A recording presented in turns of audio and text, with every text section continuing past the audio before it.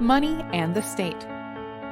Governments, unlike all other organizations, do not obtain their revenue as voluntary payment for their services. Consequently, governments face an economic problem different from that of everyone else. Private individuals who want to acquire more goods and services from others must produce and sell more of what others want. Governments need only find some method of expropriating more goods without the owner's consent. One way is theft, which in a monetary economy is called taxation. But taxes are unpopular, and too much of them can spark rebellion from the public. As a result, governments discovered another way to enrich themselves: counterfeiting, creating new money out of thin air, rather than earning it through exchanging goods and services.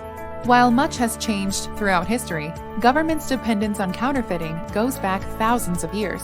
For example, in ancient Rome, emperors would shave off bits of metal from coins or replace them entirely for inferior metal. In doing so, the government would create new coins for it to spend, at the expense of the citizens whose money was now less valuable. Governments today do not inflate the currency by cutting coins, but they continue to expand the money supply at the expense of everyone else. How? Two ways. One is by creating it directly. One consequence of using paper was that it became easier to print new money into the system.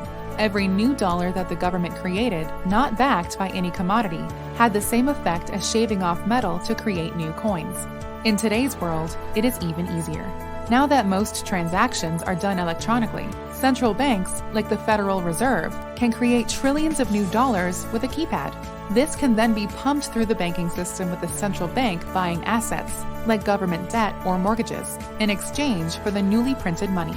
The other way is by regulating how banks can issue loans. With a fractional reserve banking system, the government can increase the money supply by changing the requirements for reserves in bank deposits. Requiring a 90% reserve means only 10% of a bank account can be loaned out. Changing that to a 10% reserve would allow for an exponential increase in the money supply, given the way money can multiply in such a system. This increase in the money supply can give the economy the appearance of increased wealth in an economy. More money means its price, also called the interest rate, or the cost of borrowing money, goes down, which means that it is cheaper to invest in a new project than an individual may believe to be profitable.